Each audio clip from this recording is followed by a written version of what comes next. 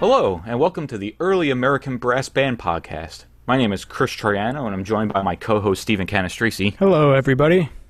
And we're really excited to be here for episode number 2. We'll be focusing on the music of the Eastman Wind Ensemble under the direction of Frederick Fennell. Now, Stephen, I know that you did your undergraduate degree up at Eastman. Yes. I know when we go to the Marine Barracks here in D.C., you walk in where the Marine Band performs, and there's a giant statue of John Philip Sousa in the courtyard. I always wondered, does Frederick Fennell kind of have that same presence or that same, held to such a revered status in Eastman? Yeah, I mean, there's no statue of him there, but everybody knows who he is up there. And actually, in the main building at Eastman, you go upstairs to the second floor, and that main hallway on the second floor, there are portraits of all the professors who taught there who retired. When they retire, they get a portrait painted, and it's hung in that second floor main hallway there. So he's got a big painting there. Gotcha. And the library has a lot of his stuff, his old special collections and things. And the inside of the Eastman Theater does have statues in it, right? Yeah, it does. Oh man, this would be really bad if I was wrong, but I think one of them's a Mozart, the other one's Beethoven, on the sides of the stage. Okay. Yeah, but he does not have a statue in the Eastman Theater.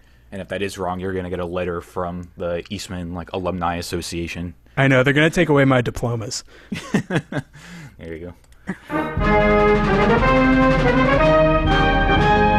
So, as you might guess by the name, the Eastman School of Music was founded by George Eastman, the camera guy, the Kodak company. It's his thing. And George Eastman loved the arts and was a huge supporter of the arts. And he thought that Rochester should have a good music school. So, in 1921, he suggested that to the president of the University of Rochester, and his name was Rush Rees, and the library at the University of Rochester is named after him. It's called the Rush Rees Library. But anyway, back in 1918 was when George Eastman suggested to President Rush Rees that the U of R, University of Rochester, should have a music school. And then in 1921, George Eastman actually bought the rights to the DKG Institute of Musical Arts, which was already an established organization. It was established in 1913. So he bought the rights to that school, and along with the land that the buildings are currently on, they're on Gibbs Street and Main Street, and he gifted that to the University of Rochester. So the Eastman School of Music was officially founded in 1921. And Frederick Fennell, our main guy here, he was a student there. But before he was a student there, he had to be born. He was born in 1914 in Cleveland, Ohio. That's usually the case. That usually comes first. Yeah. You got to exist before you can go somewhere. But so 1914, Cleveland, Ohio, our main man, Frederick Fennell, was born. And I was reading that he didn't really come from a musical family, but it's interesting that he went on then to become such a major player in the world of music. He was a percussionist. That was his chosen instrument, and he chose that after spending some time at Camp Zeke, which, Chris, you mentioned was a hobby club that was made by Frederick's Uncle Charlie. I was reading one of the books that we'll list in the program, and the episode for this episode is a book that I got called Fortissimo. It's a biodiscography of Frederick Fennell by Roger Rickson, and in that book it talks about how Frederick Fennell attended this camp put on by his uncle every summer from Memorial Day to Labor Day, and had a big variety of activities that were hosted at this camp. But Frederick's favorite part of it was always being involved in a fife and drum corps that was at the camp, and he often cites that as being one of his major influences into enjoying music history in general. All throughout his life, Frederick Fennell said that when he wasn't studying a score or working on his conducting or doing something directly with music, he was reading history books. So those were kind of his two main passions, and it all kind of stems from his time at Camp Zeke. Nice. Yeah, you can really tell that he's, excited about the history and the music. Like when you're reading, we'll talk about it later, I'm sure, the liner notes for this album, his writing, just kind of drips with excitement. So it's really neat. So he went on from there, graduated high school, and he studied at what's now the Interlochen Arts Camp. At the time, it was called the National Music Camp. And so he went there to study, and I was reading that the bandmaster Albert Harding chose him to play the bass drum in the National High School Band of 1931. I couldn't really find much information about what that was. I guess it was just associated with the National Music Camp, now known as Interlochen. But that band was conducted by John Philip Sousa on July 26th of 1931. And the John Philip Sousa had a big influence on Frederick Fennell. I was reading somewhere that Frederick Fennell's dad took him to a Sousa concert, and Frederick was really struck with the Black Horse Troop March, which explains why he went on to record that a few times with various groups. And I remember playing that when I was in the Eastman Wind Orchestra, because there are two. There's the Eastman Wind Ensemble, which is kind of for the upperclassmen and the grad students, and your first 2 years, your freshman, sophomore year, as a wind player, as a euphonium player in particular, you sit in the wind orchestra, and that's kind of where you play a lot of the more standard rep, and then when you get to the wind ensemble, it's a mix of the standard rep and some new stuff. But anyway, I get sidetracked. So John Philip Sousa. Man, you want to talk about getting sidetracked for a second? When my dad visited here, last year, I think, and he met you for the first time. I think we went to the Dogfish Head Ale House for dinner or something like that. Yeah. And you guys talked for 2 hours just BSing different Eastman stories, which my dad did his master's at Eastman. Yeah, it was hysterical. Your dad's awesome. Yeah. But So John Philip Sousa had a big influence on Frederick Fennell. And then from Interlochen, or the National Music Camp, Frederick Fennell went on to be a student at Eastman. When he was at the National Music Camp, Howard Hanson came and did a few things with the students there, and Howard Hanson was the director of the School of Music when Frederick Fennell went there as a student. So he graduated from Eastman with a bachelor's degree in 1937, and then again with a master's degree in 1939. And he was very active while he was a student there. He organized the first University of Rochester marching band, and they played for the football games at the U of R. And then when the football season was over, they would come indoors and do indoor concerts. Do they still have a marching band?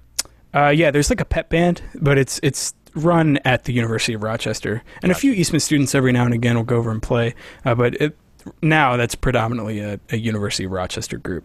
Gotcha. Yeah. So then most people know Frederick Fennell, or the big point in their mind when they think of Frederick Fennell is the Eastman Wind Ensemble, which he founded in 1952. And before the Eastman Wind Ensemble, you'd have, we mentioned it a little bit in the first episode, these bands would be enormous bands, with 24 or so clarinet players, huge brass sections, because a lot of the music they were playing was orchestral transcriptions, and they wanted to mimic the orchestral sound with the size of the band. So that's kind of the tradition that Fred Fennell was coming from, and he had this idea to make a smaller group that more closely resembled the size of an orchestral wind section, but of course with the addition of a saxophone section, and some euphonium players. And that's kind of the model of the Eastman Wind Ensemble. And he, went on to conduct that group. Obviously, he was the founder, and he has a very prolific recording output with the Eastman Wind Ensemble, most of which was originally released on the Mercury label. And, after Eastman, he went on to do a number of different things, and probably one of the more major ones was he was the conductor of the Tokyo Kasei Wind Orchestra in Japan for a long time. And he's done a lot of recordings with them too. So, yeah, that's kind of where all this is coming from. Some of the history, the background of the school and the Eastman Wind Ensemble. Now, I'm just curious. Do you know off the top of your head, was the usage of the term wind ensemble used for the first time by Fennell for the Eastman Wind Ensemble? Yeah, I'm not sure if he coined that term, but maybe. I didn't run across it anywhere kind of before the formation of the Eastman Wind Ensemble. So I think that was kind of his, because it was his idea to pare the group down to a smaller size, kind of a one on a part kind of deal. So I think then the wind ensemble term is kind of what he started to use in reference to that smaller group, and it stuck around.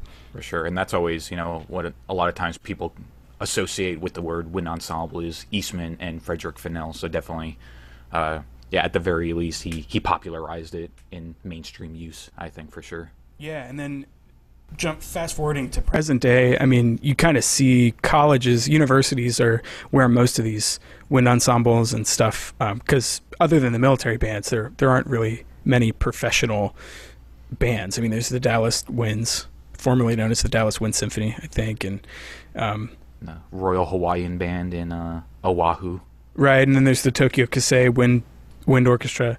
But, I mean, you hear all these different terms now that kind of refer to that smaller ensemble. There's wind orchestra, wind ensemble, symphonic wind ensemble, symphonic winds. There's stuff like all that. Kinds of things now. Yeah, right. For sure. Yeah. So if you're wondering why we're talking about Frederick Fennell and the Eastman Wind Ensemble on a podcast titled the Early American Brass Band Podcast, it's because he created a landmark recording in 1960 titled The Civil War, Its Music and Its Sounds. Frederick Fennell, as we mentioned earlier, was a huge history buff, and as the centennial of the Civil War was approaching in 1961, he knew that he wanted to do a project to help commemorate it. So he was able to use a grant from the University of Rochester, and they were able to help fund this project through the University of Rochester and Mercury Records, their special projects division, and they were able to help create a recording for the Civil War centennial. We mentioned at the end of our first episode when we featured the Ken Burns documentary CD as our featured album, we were talking about the rise of different recording technologies and a very, very brief history of Civil War music in the recorded medium. Most of the time, from the 1890s up until basically 1960, the majority of the recordings that were being produced featuring Civil War music was primarily either folk instruments such as fiddle, guitar, that type of thing, and vocal music. There was an instance of an orchestra recording music. The Edison Symphony Orchestra recorded a piece called The Battle of Manassas in 1899 on a wax cylinder. But other than that, the majority of recordings were, like I said, folk music and vocal music. That was until Fred Fennell recorded this album in 1960, again, like I said, for the commemoration of the Civil War. He got the idea to specifically begin this project when he was touring the Gettysburg battlefield in 1956. He went into the gift shop, the Visitor Center at Gettysburg, and purchased a book that was like a visual guided tour of the Battle of Gettysburg. And similar to what we said last episode of you and I having our interest in all this music being sparked once we came to Virginia, his history love was sparked by this tour of Gettysburg, and he began wanting to become more invested in this music, hands-on, and it inspired him to do this project to commemorate the Civil War centennial in 1960. Right, and he talks in the liner notes about like the specific section of this book that he bought while he was there. It was so kind of what inspired this album for him was a quote that was included in that book that he bought. The quote is from Lieutenant Colonel Arthur J.L. Fremantle. It's a very Civil War era name, all the names abbreviated there. But so he was a British lieutenant colonel, and he was following Robert E. Lee around, I think. And it's portrayed very well in the Gettysburg film. They show Fremantle walking around following the Confederate Army during the Gettysburg campaign. Yeah, so there was a quote from Fremantle's diary, or notes from the second day of the Battle of Gettysburg, and reading this quote is what Fred Fennell, when he really had this idea, and the quote from the notes reads, when the cannonade was at its height, a Confederate band of music between the cemetery and ourselves began to play polkas and waltzes, which sounded very curious, accompanied by the hissing and bursting of the shells. And Fennell details in the liner notes that he was really struck by this account, and he thought that, quote, these bizarre moments in American musical and military history had to be recaptured in sound. And then he went and found the particular spot where he thought Fremantle was when he wrote that, and sitting on a cannon is when he kind of had the idea for this album. So I thought that was a really cool little moment there that kind of captures the catalyst for making this monumental recording. Yeah. So getting into some of the finer details of the album itself, when we first began doing research for this episode, we were looking around on various sources online, and we kept on seeing this date of 1958 popping up. I wouldn't even say on a few. Like, I would, right, Stephen, almost say the majority of websites on the internet cited this recording as being produced in 1958. Yeah, for sure. It was the majority of websites I looked at. Like, I think only maybe one or two had the correct date of 1960. But it's strange, because if you just, look in the liner notes, and we, collected a bunch of other physical sources as well, it's explicitly clear that this album was rehearsed for, recorded, and released in 1960. In some of the materials we have, Fennell went into such fine detail to say that they began rehearsing for this album on October 31st, 1960, and they were basically rehearsing for a large gala that was going to be hosted later on in mid-December. So in December of 1960, December 11th to be specific, they performed this 3-hour gala concert after rehearsing since October, and they then recorded the album over the course of 4 days, December 13th, 14th, 15th, and 16th. Actually, in the liner notes, it mentions that the recording time for this album was December 14th to 16th, but then Fennell later went on to correct that in that Fortissimo book that I mentioned earlier. He said that they actually began recording the album the day prior, December 13th, and the band played 13th, 14th, and 15th, and December 16th was reserved for all the vocal tracks that were utilized on the recording, which those vocal tracks were the members of the Eastman Wind Ensemble singing. Yeah. It's fascinating to me how, well, maybe it's not that, I don't know kind of how long it takes to record and produce an album, but if he had this idea in 1956 and the album was released in 1960, I mean, that's only 4 years. Back then, I mean, you didn't have email or anything, so you couldn't like email all your friends and, plan this over then. So I imagine things moved a little slower, but it seems like a very quick process to me for an album that is this good, and well researched and thorough. Yeah, well, we'll see that he actually had a lot of help from members of the Eastman Wind Ensemble itself. His own students played a large hand in creating this project. We'll get to that in a second. But yeah, I agree. It must be a testament to the connections that Frederick Fennell made in the band world and in the recording world that he was just able to, in our eyes, kind of fast track this project. It kind of reminds me of hearing when we would attend Tuba Christmas in Rockefeller Center in New York City. Mm-hmm. We would hear how Harvey Phillips had this idea of wanting to create this massive tuba concert of Christmas carols and have it on the ice of Rockefeller Center. And the people at Rockefeller Center, didn't want to have a bunch of tubas, taking up, one of the most iconic spots in New York City during Christmas time.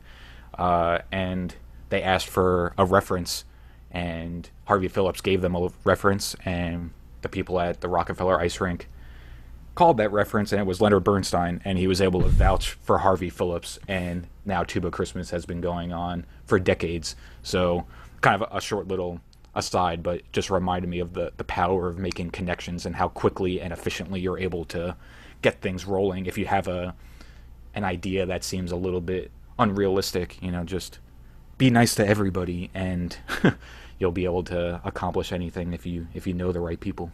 Can't get a better reference than Leonard Bernstein. Yeah, especially in New York City, right? Oh, right. Totally. Yeah. And that's the place for it. So, like we mentioned, this LP, this vinyl record, was released in 1960. It was later re-released in 1990 on CD. It was the first Mercury recording of a series of Mercury recordings that were to be re-released as a part of like a historical series. But so this was the first re-release of that. But unfortunately, due to the CD maximum length, they had to cut a number of pieces from the CD.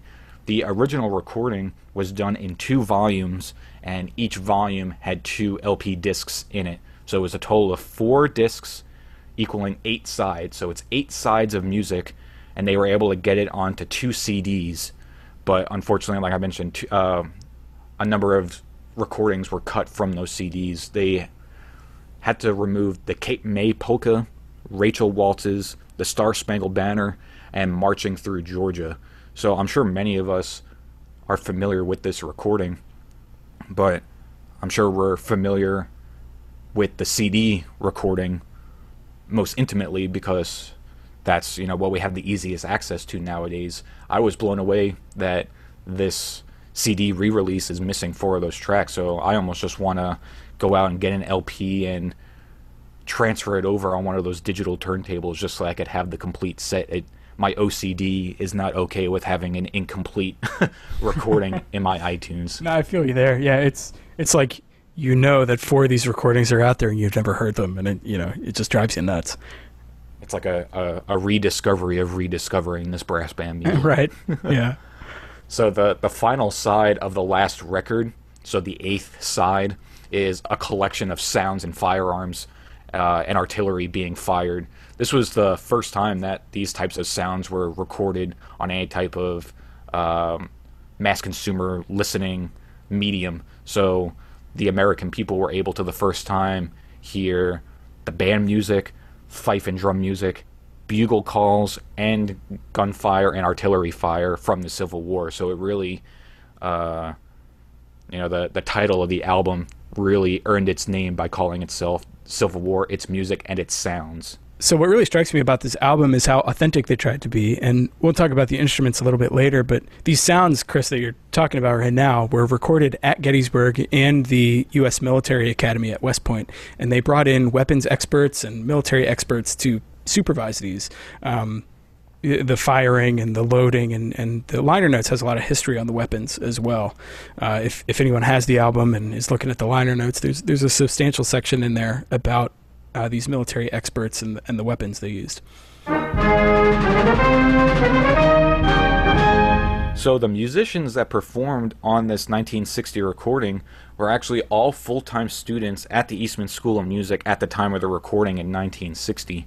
It's really interesting looking at the personnel lineup on this record and, kind of doing a little bit of research as to who's who. It's really, there's a really significant number of professional musicians that played in major symphony orchestras that appeared on this record as students. It kind of reminds me of myself as a euphonium player listening to the Tennessee Tech Tuba Ensemble and looking at the liner notes in there and seeing who's playing on it and being blown away that I'm listening to, all these symphony and military band tuba players on this recording, or like a similar thing with like the North Texas Wind Symphony.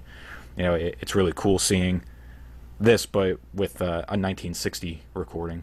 It's really cool. The first one that really jumped out to me was Roger Bobo is playing E-flat bass on this recording, so the tuba voice Roger Bobo was playing on it. He graduated Eastman in 1961 and then later went on to play tuba with the Los Angeles Philharmonic and was very active in recording for Hollywood scores and films, all throughout the mid-20th century. Is he still playing on movie soundtracks? I don't think so. I think he's more or less retired from playing, and his main he's always been, a very major pedagogue of the tuba, but I think now he's more focused on teaching. But I mean, if you go look at all the major movie soundtracks, I could be wrong, but I think he played tuba on Jaws, and a couple other. There's a website. I think it's called. If you just Google brass sections in movies, there's a website that you can click on a movie poster, and it'll flip around and tell you who the brass players are, and you'll find his name all over that website. That's really cool. Yeah. The next musician that was kind of interesting to me, I kept on seeing this name pop up over and over again, both with actually the first episode's featured recording, the Ken Burns documentary, and this album.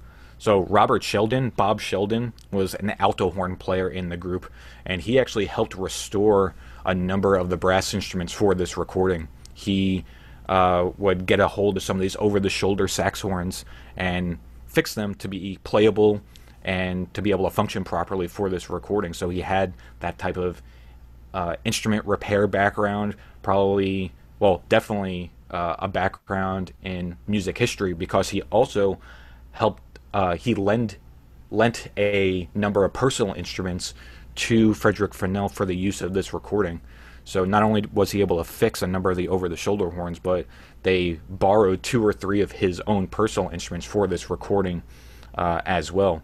And then he later went on to become a curator at the Library of Congress in Washington, D.C., and he also helped run the New American Brass Band that appeared alongside the Old Bethpage Brass Band on the Ken Burns Civil War soundtrack.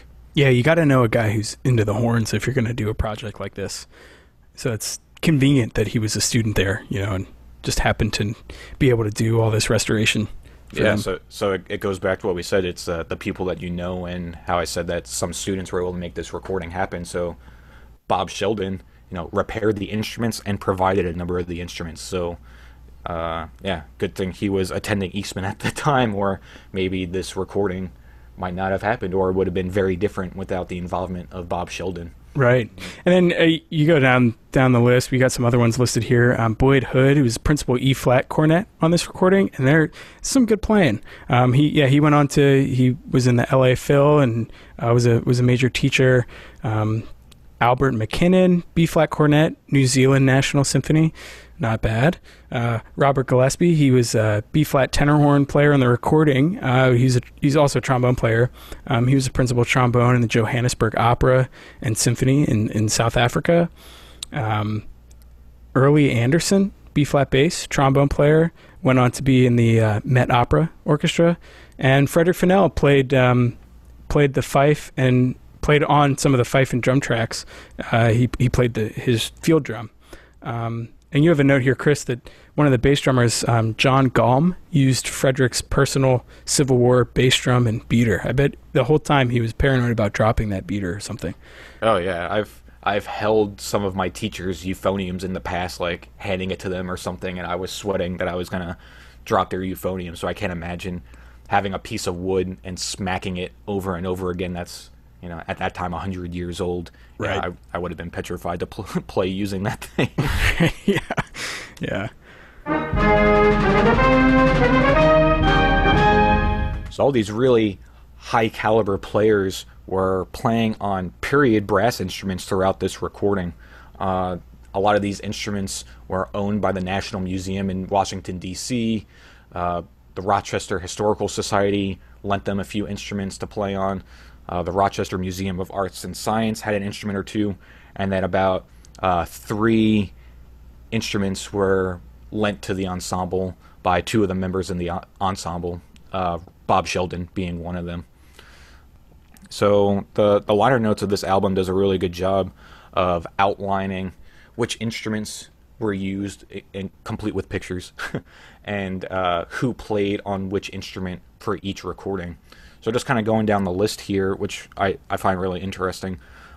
They had 2 E-flat over-the-shoulder cornets, soprano voice, 2 B-flat over-the-shoulder soprano voice cornets, 1 E-flat over-the-shoulder alto, 1 B-flat bass, 1 E-flat bass, and all of those instruments were made by John Howard Foote, and they were stamped as being made in New York and Chicago.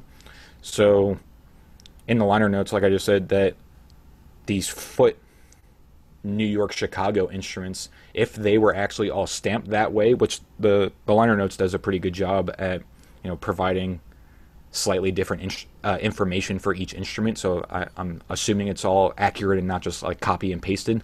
But if these instruments are all stamped as New York and Chicago, I saw through some of my friends that are involved in the Old Town Brass Band down in Alabama, the Old Town Brass website has a good catalog of different early instrument makers in the United States, and they say for foot instruments, if they are stamped with saying New York and Chicago, that manufacturer only started stamping it that way in 1868. So all those over-the-shoulder instruments that I just mentioned are definitely the right decade and the right century, but they are most likely not wartime, not used during the war, if that stamping is actually correct the way that it's notated. A few of the other instruments, they had an E-flat soprano and an E-flat bass, both over the shoulder, manufactured by D.C. Hall. That's a Boston manufacturer, possibly made in 1862, again based on some of that Old Town Brass information. And another E-flat over-the-shoulder soprano made by Clem, a Philadelphia maker. That was one of the instruments that was actually owned by one of the ensemble members. Another E-flat over-the-shoulder alto horn made by Martin and Pullman and Company in New York. There's, according to a book titled Musical Instrument Makers of New York by Nancy Gross, not exactly sure how to pronounce the last name. Sorry, Nancy. She mentioned she'll be in touch. Yeah, I'm sure that we'll get a letter from her too, just like you're getting one from Eastman. Yeah. So, yeah. Our first fan mail. Great. So she mentioned, similar to the Old Town guys, that if this alto horn over the shoulder is stamped Martin Pullman and Company in New York, then it was likely made between 1873 and 1878. So again, kind of dates it a little bit after the war. There's an E-flat upright alto horn that was owned by one of the ensemble members, manufactured in Paris. Another E-flat alto upright horn owned by a member that was likely imported from Czechoslovakia. There's an unmarked over-the-shoulder tenor horn. Frederick Fennell suspects that instrument might be French or Viennese. An E-flat over-the-shoulder bass marked Mackey Rochester, and another E-flat over-the-shoulder bass that's unmarked, but Frederick Fennell thinks that instrument is made in America, not a import like a French or Viennese or Czechoslovakian. So like I mentioned, Bob Sheldon was an ensemble member that helped restore some of the brass instruments. He had some help from Norman Schweikert, and together they helped maintain and restore the brass instruments for the recordings. So that's a quick little overview of which instruments were being used and some dates and manufacturing locations for some of these instruments. Yeah, and sticking with the brass, some of the bugle excerpts on this album were played on the Appomattox bugle, which was the bugle that sounded at the surrendering of General Lee to General Grant at Appomattox Courthouse on April 9th, 1865. And that bugle was played by Boyd Hood, who was playing principal E-flat cornet throughout the recording. And then moving down to the drums, we've got some period drums here. The fife and drum sections of this album, most of those drums were from Camp Zeke, the camp that Frederick Fennell grew up going to that was run by his uncle. So most of the drums were there and from there. And then there was one eagle drum, which was manufactured in 1861 on Long Island by A. Rogers, not Aaron Rodgers, the quarterback, but another A. Rogers. And that drum was in the private collection of a percussionist named William F. Ludwig. He was a drum inventor and manufacturer. Started the Ludwig Drum Company, which is one of the major ones, current day drum companies. And Fred Fennell and William Ludwig became friends at Interlochen. That's how they knew each other. Another one of those connections there that was made and kind of facilitated pulling this off. And then if you listen really closely on this album, you can hear some woodwinds, definitely some fifes, and a few clarinets as well. And what was interesting to me is that they made the decision to use modern woodwind instruments. And it's not because they weren't supplied with period instruments. They were given a few to try out, but they decided that there wasn't a discernible difference in the tone quality, and given the slightly different fingering systems and finger placement of the period instruments, they opted to use the modern clarinet and piccolo. So on this recording, you've got a mix of period brass horns and modern woodwinds.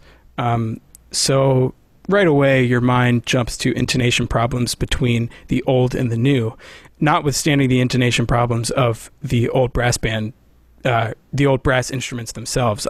Oftentimes, their octaves were not true octaves, and because the compensating system of tubing that we have on a lot of modern day brass instruments, that wasn't conceived yet. So these instruments were a little out of tune with themselves, and what they ended up doing is compromising, and they tuned to A445 instead of A440. Most of the modern, at least in the United States, performing ensembles will tune to A440, and that's just a science thing for the pitch. A445 is a little bit higher than A440. So if you ever try and play along to any of these recordings, push your tuning slide in. Yeah, and I know that they spent the beginning of each rehearsal trying to find that perfect spot to tune, and it took a fairly significant amount of time because they knew that they were aiming for 445, but the tuning was different every single rehearsal also. So a significant part of each recording section was just getting all the instruments in tune with one another. Yeah, and I think that the album, it pulls off. There are some very obvious in some of the exposed trumpet playing. Sometimes where I leaned up in my chair a little bit because one of the on the higher notes were maybe a little flat. But I think overall, it's very impressive how in tune they were able to get with each other. You mentioned how the woodwind instruments, how there wasn't really a discernible timbral difference between modern and period instruments, but it's interesting because that's a major aspect of Civil War brass bands, especially reenacting Civil War brass bands. The idea of using either period instruments or reconstructed brass instruments, refurbished brass instruments, all that kind of thing. They're using over-the-shoulder sax horns for the purpose of timbre because there is such a big difference. While I was doing some of my doctoral work at George Mason University, I actually did a spectrogram analysis of a brass band recording playing Maggie by My Side on modern instruments and a brass band playing Maggie by My Side on period instruments. And you could definitely see that the brass band that was using the period instruments, their sound was a lot darker, a lot mellower, a lot softer in terms of texture, not necessarily volume. And it was extremely discernible. So it was really interesting seeing that using audio analyzing technology and actually seeing that timbral difference between the brass instruments. Yeah, I remember that presentation, and you can see it definitely on the spectrogram image. And then the last thing about the instruments that I thought was also interesting is that brass instruments at that time weren't designed with any type of spit valve on them. They were all, the slides moved, but they were all fully encased instruments, so they had to take frequent water emptying breaks when they were doing these recording sessions, which I thought was kind of interesting because the recording sessions I've sat through, you just do it, you just let it go. You don't have to pause for 5 minutes while 21 brass players all are turning their instruments upside down and pulling 100-year-old slides out. So man, that's wild. I was taking a listen the other day to this album to get reacquainted with it. Did you hear any spots where you can hear that gurgling in a brass instrument when you've got water that you need to get rid of? I don't recall. Yeah, I don't think so either. So they avoided that somehow. That's impressive. Well, I would hope that they want to keep well, but what if it's like my middle school students when I tell them to play a B-flat scale and they play the first B-flat and it sounds like they're like underwater, and then they play the whole scale like with it sounding like that. Right. But yeah, I mean, I just wondered if there was any scenario where they were in the middle or towards the end of a really good take, and it comes through, because they recorded this on on film, I think. Yeah, 35 microfilm. Yeah. Yeah, so splicing together probably was not ideal. So I don't know. I was just wondering if you heard any of that anywhere in the album, because I certainly didn't. No, it sounded pretty clean and pristine to me. Good stuff. Be interesting to maybe do a follow-up to this episode sometime in the future if we are able to reach out to Mercury. Be curious to see if there's, raw takes of this album. Yeah, I wonder how much of that stuff survived.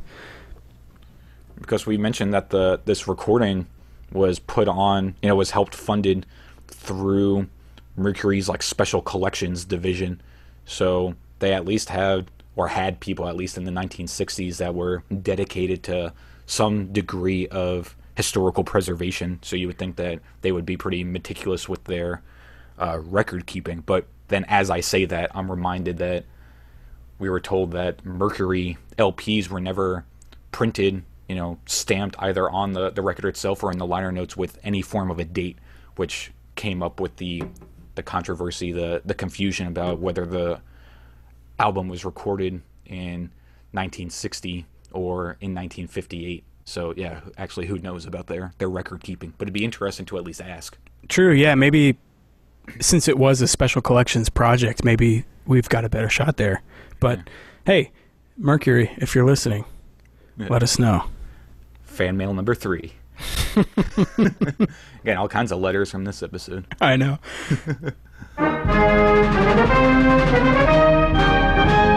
So going into the music that was played on this album, we mentioned that there's narration, singing tracks, fife and drum, bugle as well. Yes, all that exists, but you can go over to the narration podcast or the fife and drum podcast to hear their discussion about that music. We're going to focus mainly on the brass band music here, and the musical selections that were picked by Frederick Fennell for this album is pretty clean. It's organized pretty well and pretty clearly on the album. He has it split into Union band music and Confederate band music. For the Union band, they read out of the Port Royal band books. These are books that are available through the Library of Congress. You can look that up on their website and look at the actual music that they read. The Port Royal band was actually the 3rd New Hampshire Regiment band. That band was under the direction of Gustavus Ingalls. In the Library of Congress, they actually, I think, not anymore, now they listed as the Port Royal band, but at the time, they had this collection under the Ingalls book. But an interesting thing, the 3rd New Hampshire Regiment band was a 22-piece band that was stationed in Port Royal, South Carolina for the majority of the war. There was only a small time in the middle where they were mustered out because of General Order 91 when the regimental bands were kind of downsized and they were changing to a brigade band system. But Ingalls' band was actually one of the bands that was then reinstated as one of those brigade bands, and they became the 2nd Brigade Band of the 10th Army Corps, and they resumed their time in Port Royal. So due to their longevity in Port Royal, South Carolina, they were dubbed the Port Royal Band. And the selections that were played out of the Port Royal band books utilized a large ensemble of both mixed brass and woodwind instruments. So this is not, for the Union band music, it isn't pure brass band music. It has the woodwinds in it.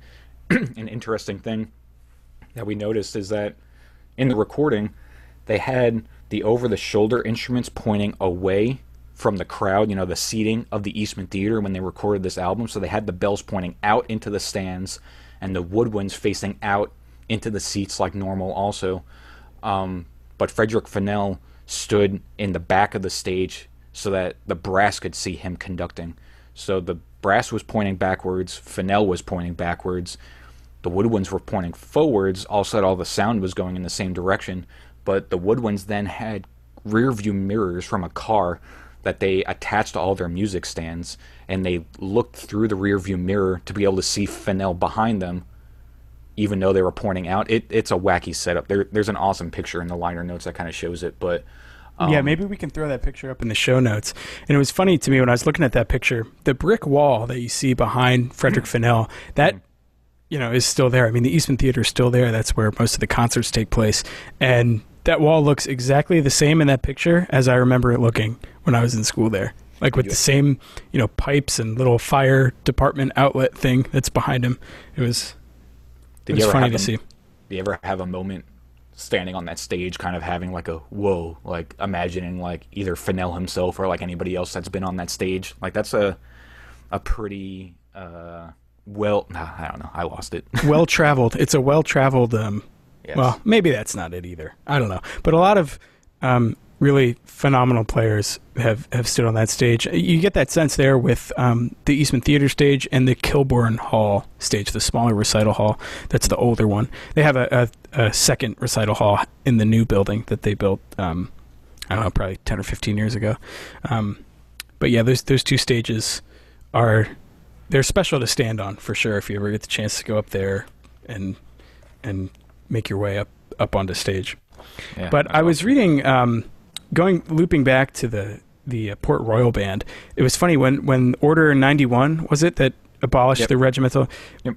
That took a very long time to get to the Port Royal Band because they were so deep in Confederate territory. And by the time it got to them, I was reading in the liner notes, they had established themselves as a very important, almost societal fixture there, playing music for different functions in the town and everything. So the liner notes made it seem like because they had done so much and played for so many different types of things, that's why they were able to then be, kind of reorganized into that, the brigade band then after the Order 91. So it's just they made themselves important and then they couldn't be done away with, I guess. So knowing that they were playing music from the Union, some of the songs that appear on this portion of the album is Hail to the Chief, Listen to the Mockingbird Sing, Palmyra Scottish, Hail Columbia, the Frank Schutz Quickstep, a Parade segment, Port Royal Gallop, which makes sense because they were the Port Royal Band, the Nightingale Waltz, and La Marseillaise, the French national anthem. So it's interesting kind of rattling off some of those tunes right there. We tend to associate Listen to the Mockingbird and La Marseillaise a little bit more with the Confederate side nowadays, but it just shows that both sides were very active in performing all the music. The North, the Union Army was singing Dixie as they were marching out to First Manassas, so this sharing of repertoire is apparent, even in just looking at the Union rep on this CD. Yeah, and I think the liner notes for this album mentioned that, if a Confederate band heard something, heard the Union band play something they liked, they would try and copy it down into their books to kind of fill out, some of the categories of rep. If there was a quick step that they liked and didn't know, they'd try and remember it and write it down for themselves and then play it. It's the first Napster. Yeah. Yeah. The first music pirating happened during the Civil War. Yeah. So that was the band music utilized from the Union side that was portrayed on this recording. Then the second half of the brass band music that was used on this recording was taken from the 26th North Carolina Regiment Band. This is the Confederate band music. The 26th North Carolina Regiment Band was a mix of two different bands in North Carolina, the Salem Band and the Raleigh Band. They formed in 1961 as the 26th North Carolina Regiment was forming, and they were able to form to create the regimental band associated with that regiment. But an interesting thing is that in the Salem-Raleigh area, there's a big foothold of Moravians down there, and the Moravians have this very rich, very well documented music history down there. So they still exist today, and they were able to maintain the band books of the North Carolina 26th Regiment Band extremely well. It's something that you can still go down if you go to their museum. I believe it's down in Salem. Yeah, you can still still look at their band music, and it's really cool seeing that. It's interesting to note, or it's important to note, that the 26th North Carolina Regiment Band is one of the few bands that we have very good documentation for of a Confederate brass band. We mentioned in episode 1 that there's not a ton of research done for Southern brass bands, but we definitely know that this was one of them, and we know that they were one of at least 2 brass bands present for the Confederacy during the Battle of Gettysburg in 1863. So that was likely the band that Stephen referenced at the beginning of the episode. Yeah, with the quote from that inspired Fennel. Yeah. I think I might have left that detail out when I was, taking notes on the liner notes as I was reading. But yeah, that was the band that was mentioned there. Gotcha. And then, unlike the Port Royal band, Frederick Fennell decided for the Confederate music to use just a brass band, so there were no woodwinds involved in their recording, and they used a smaller group. They only used 7 musicians for the Confederate side of this album, whereas the Port Royal side, the Union side, was well over 20 musicians. So that's where the music came from.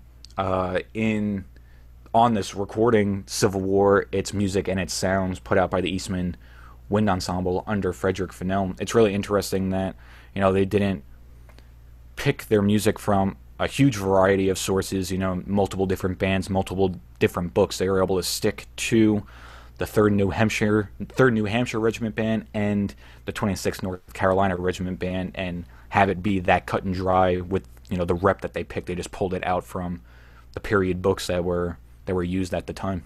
And that's a testament to how well documented those particular bands were, that they were able to, with minimal effort, pull this music out and put it together pretty quickly.